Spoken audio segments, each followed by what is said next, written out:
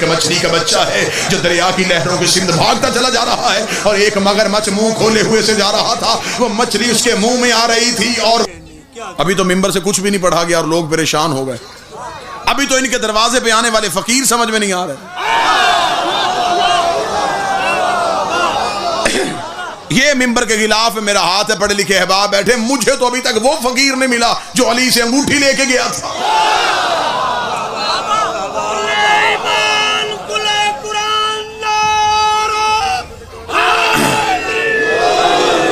وہ جس نے امیر المومنین سے آ کے انگوٹھی لی، وہ کون سا فقیر تھا؟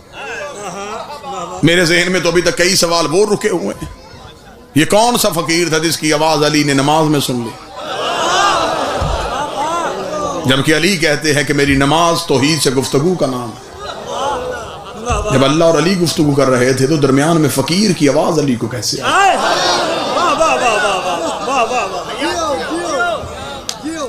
کتابوں نے، علماء نے لکھا ہے کہ علی نے فرمایا تھا کہ تیر کھینچنا ہو میرے پاؤں سے تو نماز کی حالت میں کھینچ لینا، کیونکہ نماز میں علی یہاں نہیں ہوتے تو جو یہاں تھا ہی نہیں، اسے فقیر کی آواز کیسے سن؟ پھر نماز میں علی رکوع میں تھے، اہل علم تشریف فرما ہیں، علماء سے پیار کرنے والے لوگ بیٹھے ہیں، بغیر وجہ کے نماز میں حرکت نہیں ہوتی، رکوع ہے واجب رکن نماز کا۔ علی رکوع میں تھے، علی نے ہاتھ سے انگوٹھی اتاری اور ہاتھ پیچھے کیا۔ کیا کہنے، واہ واہ واہ واہ۔ کسی کتاب نے لکھا کہ علی نے وہ نماز دوبارہ پڑھی ہو۔ زندہ باد، زندہ باد، واہ واہ واہ واہ واہ واہ۔ ٹھیک ہو گیا؟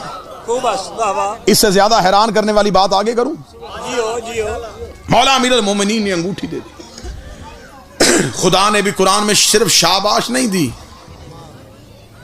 کہ فقیروں پہ عنایت کرنا شکریہ تیرا علی، نہیں، اچھا، خدا نے ولایت دے دی، انگوٹھی کے بدلے ولایت۔ اور پھر خدا نے یہ نہیں کہا کہ علی نے انگوٹھی خیرات میں دی، خدا نے کہا علی نے انگوٹھی زکوٰۃ میں دی۔ انما ولیکم اللہ ورسولہ والذین آمنوا الذین یقیمون الصلاۃ ویؤتون الزکاۃ۔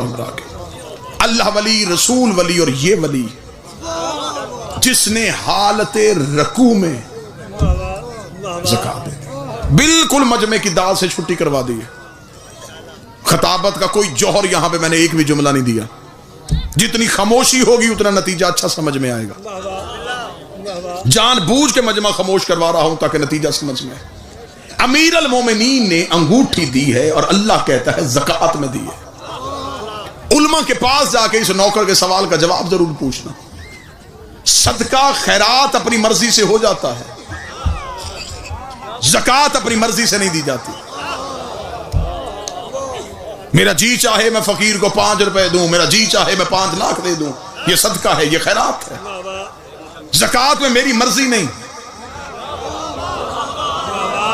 کہ میرا جی چاہتا ہے میں اتنی دوں، وہاں جی نہیں چاہتا، وہاں شریعت کا نصاب ہے۔ اونٹوں پہ علیحدہ ہے، بھیڑ بکریوں پہ علیحدہ ہے، گندم چاول کی علیحدہ ہے، سونے کی علیحدہ ہے، کرنسی کی زکوٰۃ علیحدہ ہے۔ زکوٰۃ کا نصاب ہے، ایسا ہی ہے جی۔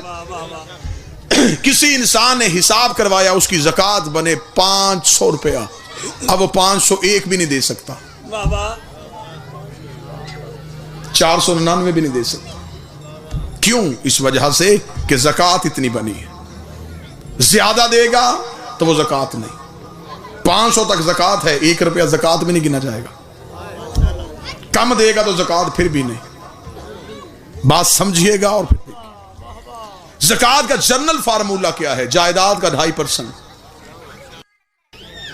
علی نے انگوٹھی دی زکوٰۃ میں،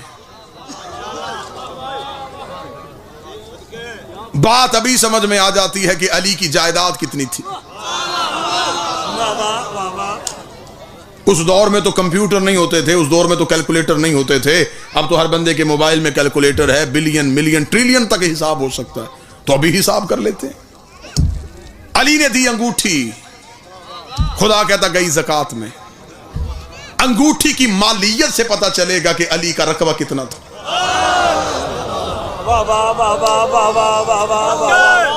क्योंकि अंगूठी ज़कात में गई है, खैरात में नहीं गई। अंगूठी बताएगी कि अली की कुल जायदाद कितनी थी। मैंने कुरान के सामने हाथ जोड़े, मैंने कहा ऐ अली के खामोश जाकर, तू बता वो अंगूठी हीरे की थी, जमुर था, यकूत था, चांदी थी, क्या था, ताकि मैं उसकी मालियत देखूं, फिर हिसाब लगाऊं कि इसका 2.5% अगर ये है तो कुल मलकियत कितनी थी। तफसीर कुरान ने कहा ये अंगूठी जो अली के हाथ में थी, ये वही अंगूठी थी जो सुलेमान बिन दाऊद के हाथ में होती थी। वाह वाह वाह वाह वाह वाह वाह वाह, क्या कहने। बात की तह तक पहुंचने के लिए थोड़ा बात के पीछे तो चलना पड़ेगा। मैंने कहा सुलेमान बिन दाऊद के हाथ में थी, तो बताओ सुलेमान बिन दाऊद की अंगूठी की कीमत कितनी थी। कुरान ने कहा मैं तुझे सुलेमान बिन दाऊद की अंगूठी की कीमत बताऊं। ये अंगूठी पहनता था, हुकूमत शुरू हो जाती थी। ये अंगूठी उतारता था, हुकूमत खत्म हो जाती थी। मैंने कहा कुरान बताओ सुलेमान शहर का नबी था, कबीले का नबी था, जिले का नबी था, सुलेमान की मुमलकत का रकबा कितना था। कुरान कहता है ये जिन्नों को चलने का हुक्म देता था, हवाएं इसके ताबे थी, परिंदों की बोलियां जानता था, तख्त इसका हवा में उड़ता था, परिंदे से गुफ्तगू करते थे, ये जमीन पे फिरती हुई चींटी की आवाज को भी सुन लेता था। ये सब की सब हुकूमत इसकी अंगूठी में बंद थी। ये अंगूठी उतारता था, न जिन्नात इसकी बात मानते थे, न हवाएं इसकी ताबे होती थी, न ये फरिश्तों को चलने का हुक्म देता था। ये पूरी हुकूमत इसकी अंगूठी में बंद थी। अंगूठी आ गई अली के हाथ में, अली ने दे दी ज़कात में। और सुलेमान की पूरी हुकूमत जो ज़कात में दे रहा हो, उसकी कुल जायदाद कितनी हो।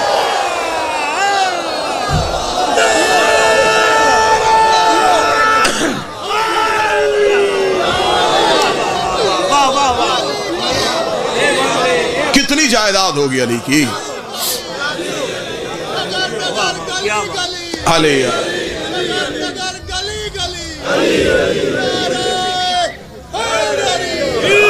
मुतवज्जे साहब, क्या कहने क्या कहने।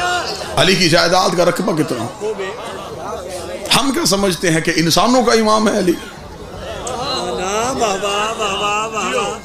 हम क्या समझते हैं कि अमीर अल मोमिनीन चौथे नंबर पे तख्त पे आए और चंद लोगों पे अली ने हुकूमत की। कितना बेहतरीन जुमला है मेरे बादशाह अली का। एक शख्स ने आकर आए अली फलां ने आपसे हुकूमत छीन ली है। अली मुस्कुरा के फरमाते हैं क्या उसका हाथ अर्श पे पहुंच गया है। कौन सी हुकूमत छीन ली, कौन सी मुमलकत छीन ली मेरी। इमामत तो अब भी अली के पास। हमारे ज़हनों, हमारे ज़र्फ बड़े महदूद हैं। कुएं का मेंढक समझता है कि कुल कायनात कुआं ही है, इसलिए कि वो कुएं से बाहर निकलता है। हम समझते हैं सिर्फ हमारा ही मौला अली है, हम नहीं मानेंगे तो फिर माअज़ल्लाह शायद अली की शान में कोई कमी आ जाए। इस दुनिया की हैसियत कितनी है। नौजवान बैठे हो, अब तो हर बंदे की हथेली पे कायनात है। अब तो तुम्हें बात पूछने के लिए किसी के दरवाजे पे नहीं जाना पड़ता। दुनिया की लाइब्रेरियां तुम्हारी उंगलियों के नीचे। जाओ जाके मुतालिया करके देखो इस दुनिया की जिसमें हम रह रहे हैं, इसकी हैसियत क्या है। साइंसदान कहते हैं इस दुनिया की हैसियत ऐसे ही है जैसे एक कागज पे एक पेन के साथ यूं नुक्ता लगा के पेन उठा लिया जाए। जितनी उस नुक्ते की हैसियत है उतनी इस दुनिया की। ये कुल कायनात नहीं, 18,000 आलमीन हैं। हर आलिम के अंदर 20 लाख कायनातें होती हैं। एक कायनात के अंदर 10,000 कहकशाएं होती हैं। एक कहकशां के अंदर 22 लाख सूरज होते हैं। एक सूरज के अंदर 10,000 दुनियाएं होती हैं।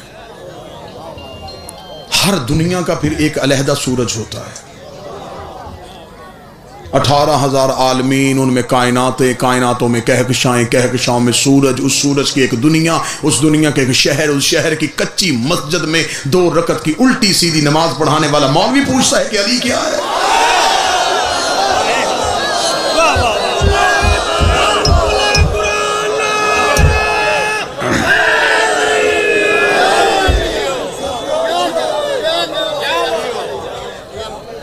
ہمارے بزرگوار شہید ملت علامہ فاضل حسین علوی وہ کہا کرتے تھے کہ چھپڑ کے کنارے پہ بیٹھی ہوئی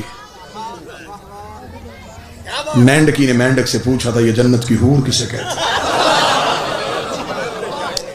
اسے چپ ہو جا دنیا کو شک مجھ پہ ہے۔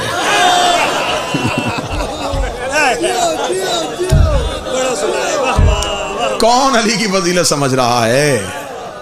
کون علی کی حقیقت کو جاننے کی کوشش کر رہا ہے؟ تجھے تو ابھی تک اس دنیا کی حقیقت کا پتہ نہیں چل سکا۔ کتنا خوبصورت جملہ، یہاں سے نکل کے یہاں آیا، ایک لمحے کے لیے ذہن میں فیصلہ کہ دیہات ہے، لفظ کی قدر نہیں ہوگی، اسی لمحے میں میرے ذہن نے کہا نہیں، جنہوں نے اتنی تقریر سن لی ہے یہ جملہ بھی ضرور سنیں گے۔ ایک بندہ تو مجمع سے ہوگا جو تائید کا حق ادا کرے گا۔ زمین پر رینگتی ہوئی چونٹی کو دیکھ کے علی نے مسجد کوفہ کے ممبر پہ بیٹھ کے کہا تھا کتنا کمال دیا ہے اللہ نے علی کو کہ علی یہ بھی جانتا ہے اس چونٹی کے دماغ میں عقیدہ توحید کیا ہے۔ ہائے ہائے ہائے ہائے،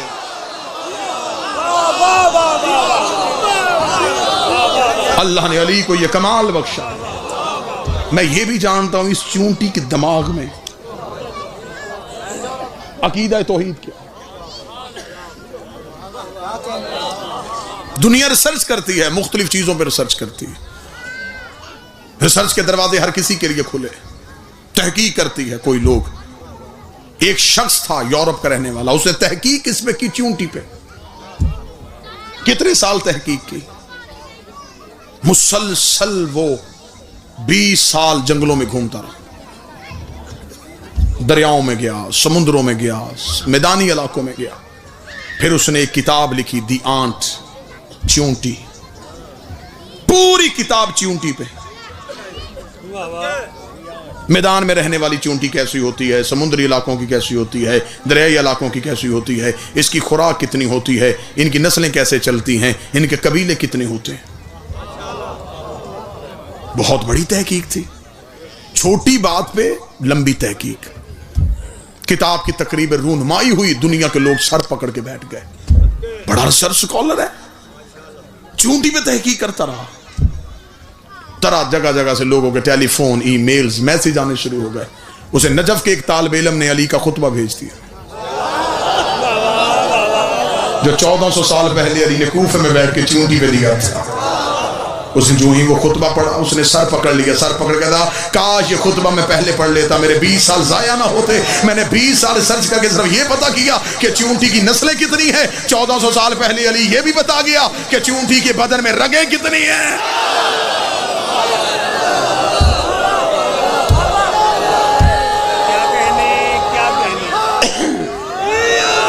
میں تو ابھی صرف یہ سوچ رہا تھا کہ چونٹی کی نسلیں کتنی ہیں، علی نے یہ بھی بتا دیا کہ چونٹی کے بدن میں رگیں کتنی ہیں۔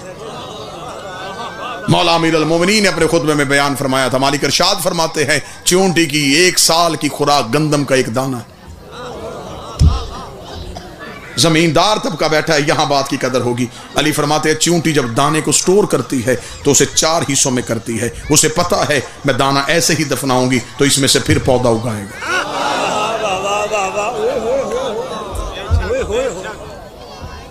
علی فرماتے جب اس کی 1 سال کی خوراک پوری ہو جاتی ہے تو پھر وہ رزق کے لیے بھاگتی نہیں، وہ اتنا ہی جوڑتی ہے جتنی ضرورت ہوتی ہے۔ علی کا فرمان ہے، علی فرماتے کاش انسان اس پرندے سے سیکھ لیتا جو صبح کو خالی چونچ اٹھتا ہے اور شام کو خالی چونچ واپس آتا ہے۔ اسے خبر ہے جس نے آج دیا ہے وہ کل بھی دے گا۔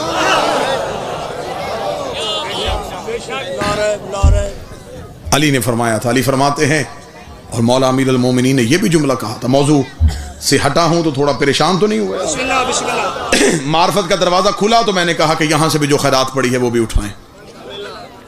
امیر المومنین فرماتے ہیں چونٹیاں جب بھی چلتی ہیں کتار میں چلتی ہیں، ایسا ہی ہے؟ بالکل نہیں بھائی، علی فرماتے ہیں ان کے کتار میں چلنے کی وجہ کیا ہے؟ علی فرماتے ہیں کہ ہر چونٹیوں کے قبیلے میں ایک چونٹی ہوتی ہے جو ان کی سردار ہوتی ہے۔ امیر المومنین فرماتے ہیں کہ وہ چونٹیاں اپنا سردار خود نہیں چنتی، اللہ ہر خاندان میں ایک ایسی چونٹی پیدا کرتا ہے جس کے منہ میں ایک مخصوص لعاب ہوتا ہے، جو ہی وہ مخصوص لعاب والی چونٹی دنیا میں آتی ہے تو باقی چونٹیوں کو پتہ چل جاتا ہے یہ ہمارا سردار ہے۔ چونٹیاں بھی اپنا امام خود نہیں بناتی،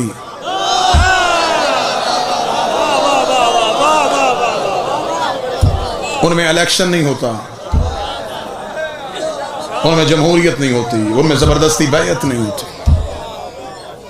علی فرماتا ہے جس چونٹی کے منہ میں مخصوص لعاب ہو وہ ان کی سردار ہوتی ہے، اور وہ جو چونٹیوں کی سردار ہوتی ہے علی فرماتے ہیں کہ وہ دانہ چننے کے لیے باہر نہیں نکلتا، وہ صرف اپنے گھر میں رہتا ہے، اس کے حصے کا دانہ چونٹیاں خود لے کے آتی، اسے گھر بیٹھے اس کا دانہ پہنچایا جاتا ہے۔ سطر میرے دماغ سے ابھی ذہن سے اتری ہے تو ابھی زبان سے آپ کے سماعتوں تک پہنچانے لگا ہوں۔ چونٹیاں اپنے سردار کا حق اسے گھر لا کے دیتی ہے۔ چونٹیوں کی پتہ ہے کہ خمس کسے کہتے ہیں،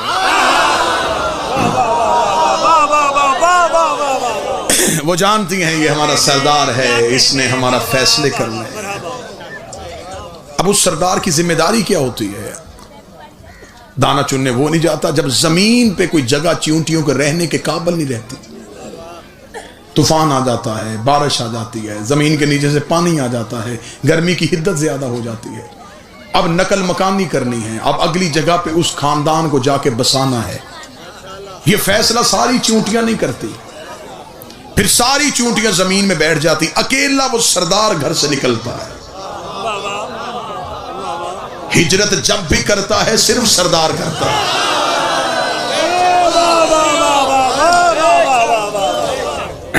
پوری مجلس گزر جائے، 1 گھنٹہ ہو تو صرف لفظ چونٹی پہ بحث ہو جائے، وہ اکیلا سردار اپنے گھر سے نکل جائے۔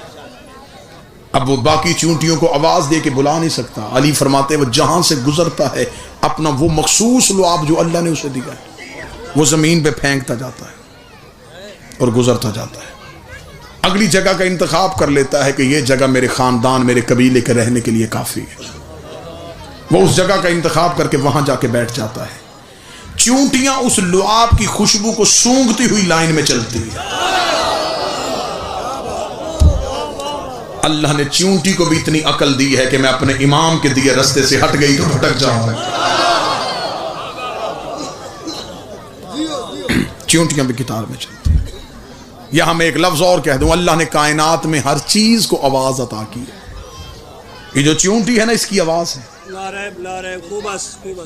آواز نہ ہوتی تو سلیمان تخت پہ سنتا کیسے؟ سلیمان نے تخت سے سنا تو چونٹی بولی تھی تو سنا تھا۔ ہر چیز میں آواز ہے سوائے مچھلی کے، اللہ نے مچھلی کو آواز نہیں دی۔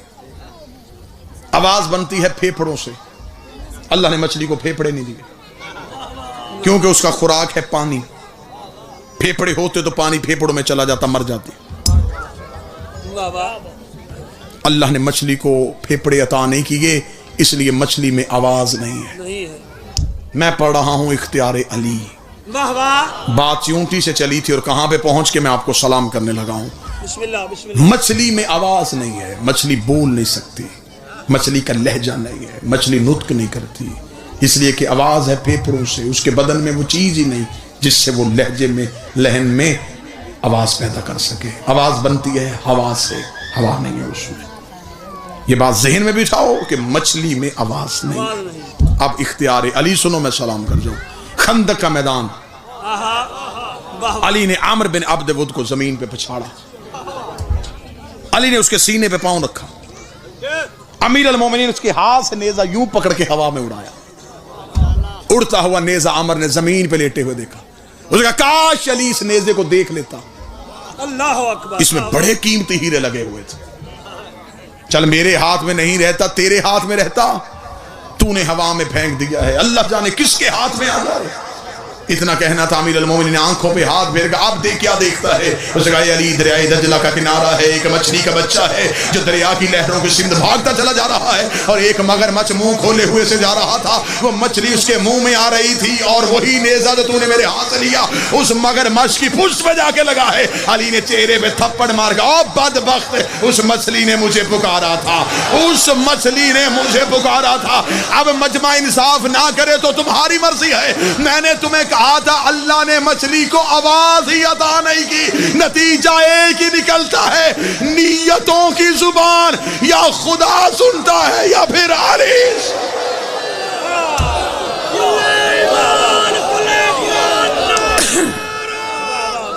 پیچھے کس نے آنا جی؟ پیچھے نیتوں کا لہجہ صرف علی۔ اختیارات علی ابھی تو دنیا کی سمجھ میں نہیں ہے۔ اگر تھوڑا مودت کا نشہ محسوس ہو رہا ہے تو یہیں پہ ایک سطر اور کہو، بسم اللہ بسم اللہ بسم اللہ۔ اختیارات علی ابھی دنیا کی سمجھ میں نہیں ہے۔ ایک دن سلمان نے آ کے علی سے پوچھا تھا، یا علی، جو لوگ ہماری بیعت میں نہیں آ رہے ان کے خلاف جنگ و جدال کریں؟ علی مسکرا کے فرماتے، سلمان یہ میری بیعت میں نہیں آ رہے، میں انہیں بیعت کروانا ہی نہیں چاہتا۔ ارادہ علی ہو اور کوئی ارادہ علی کو بدلے نہیں۔ یہ کہہ کے امیر المومنین نے فرمایا، آ سلمان میں تجھے بتاؤں کہ میری حکومت کہاں ہے۔ کتابیں کہتی کوفے کی زمین تھی جہاں بیٹھ کے علی نے فرمایا، سلمان آنکھیں بند کر۔ اس حدیث کو مذہب شیعہ کی کتاب میں حدیث غمامہ کہتے ہیں، بادلوں والی حدیث۔ غمامہ کہتے ہیں بادل کو، بادلوں والی حدیث۔ امیر المومنین نے آسمان کی طرف اشارہ کیا، ایک بادل کا ٹکڑا زمین پہ آ گیا۔ علیہ سلمان کا ہاتھ پکڑ کے اس بادل کے ٹکڑے پہ پاؤں کر، بادل پہ سلیمان کو کھڑا کر کے علی نے فرمایا آنکھ بند کر۔ سلمان نے آنکھ بند کی، آنکھ کھولی، یقوت کی دنیا ہے، سرخ ہی سرخ زمین، سرخ لباس میں ملبوس خوبرو نوجوان جو پورے صفے باندھ کے، ہاتھ باندھ کے کسی کے ادب میں کھڑے۔ سلیمان نے جب یوں دیکھا تو یقوت کا تخت اور تخت پہ بیٹھا ہوا سرخ امامہ پہن کے علی۔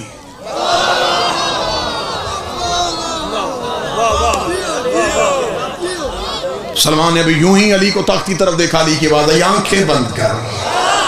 سلمان نے آنکھیں بند کی، زمرد کی زمین، سبز لباس میں لوگ، زمرد کی کائنات، تخت اور تخت پہ سبز امامہ پہن کے علی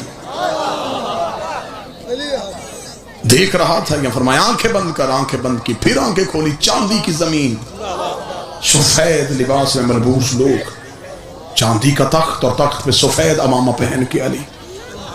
18,000 عالمین میں علی لے کے چلے گئے۔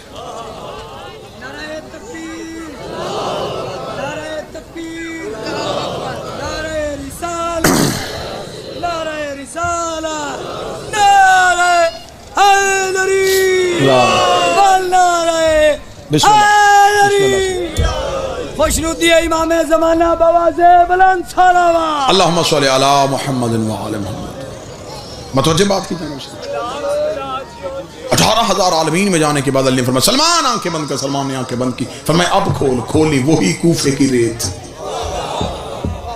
وہی منبر پہ علی۔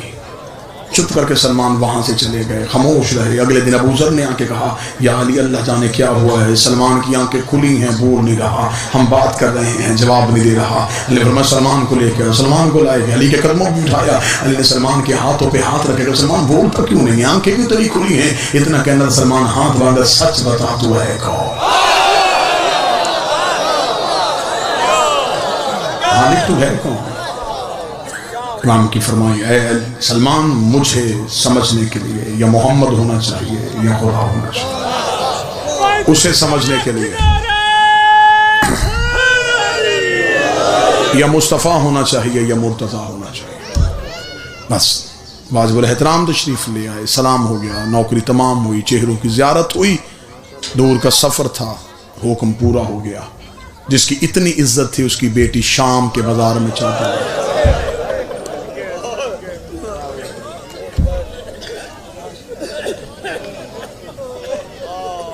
اب مجھے سر پہ قرآن رکھ کے بتاؤ، مل گئی چادر؟ علی کی بیٹی تیرا مقدر، بڑا مختصر، بڑی چھوٹی بحر میں ایک شاعر کا شعر ہے، علی کی بیٹی تیرا مقدر، سوال چادر جواب پتھر۔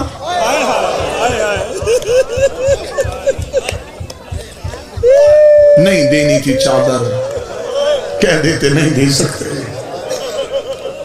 کیا چادر کے سوال کے جواب میں پتھر آنا چاہیے تھا؟ با خدا میں ممبر پہ کھڑا ہوں، غیر سید ہوں، حیثیت سے واقف ہوں۔ لوگ کہتے ہیں کہ سخت مصائب ممبر سے پڑھا جاتا ہے، مصائب ہے ہی سخت، مصائب نرم ہوتا تو سجاد کا جگر نہ پھٹتا۔ لیکن میں ممبر پہ کہہ رہا ہوں ابھی تو جو مصائب کتابوں میں لکھا ہے اس کا اشیر بھی نہیں پڑھا گیا، کچھ بھی ابھی ممبر پہ نہیں پڑھا گیا۔ ہم تو آپ کے ڈر سے روایتیں چھپا چھپا کے پڑھتے ہیں، یہ بھی روایت کھول کے نہ پڑھیں، یہ بھی روایت کھول کے نہ پڑھیں۔ مہمان ہو تمہارا شبیر کا ذاکر ہو، میری بات پہ یقین کرنا، ابھی تک شام کا بازار نہیں پڑھا گیا، ابھی تک نہیں بتایا گیا کہ علی کی بیٹیاں کیسے گزری ہیں۔ سر پہ قرآن رکھ کے بتاؤ، جس سجاد نے اکبر کی برچھی برداشت کر لی تھی، کچھ نہ کچھ تو شام میں ہوا ہے نا جو سجاد کا جگر پھٹ گیا ہے۔ جب واپس آ کے پوچھا گیا تھا مولا شام میں سب سے زیادہ مصیبت کب آئی، سجاد رو کے کہتے مجھے وہ لمحہ نہیں بھولتا جب پچھلے بدماش رک نہیں رہے تھے، اگلے رستہ نہیں دے رہے تھے۔ سجاد کہتے یہ وہی مقام تھا جب میری ماں زمین میں بیٹھ گئی، رو کے کہتی سجاد اب مجھ سے چلا نہیں جا رہا، سجاد اب بھیڑ زیادہ ہو گئی ہے، جو ہاتھ اٹھ گیا ہے ماتم کے لیے یہی ایک صدر بڑھ کے سلام کرنے لگاؤ، رکھ میرے سر پہ قرآن۔ شام کے بازار کا ماحول کیا تھا، اس ملاؤں نے 3000 ناچنے والی عورت کو شام کے بازار میں کھڑا کیا ہوا تھا۔ جب یہ فاحشہ عورتیں شام کے بازار میں آئی، انہوں نے یزید کو پیغام بھیجا کہ تیرے حکم کے مطابق ہم آ تو گئی تھی لیکن بازار کا ماحول ہمارے کھڑے ہونے کے لائق نہیں ہے، بازار میں بھیڑ زیادہ ہو گئی ہے، ہم اپنے گھروں کی چھتوں پہ جاتی ہیں، تو علی کی بیٹیوں کو ہماری گلیوں سے گزار۔ شام کی آوارہ عورتیں مکانوں کی چھتوں پہ چلی گئی، اور جس کی ماں کا جنازہ آدھی رات کو اٹھا تھا وہ کبھی اس بازار کبھی اس بازار رو رو کے کہتی رہی عباس آنکھیں کھول، میرے سر پہ ردان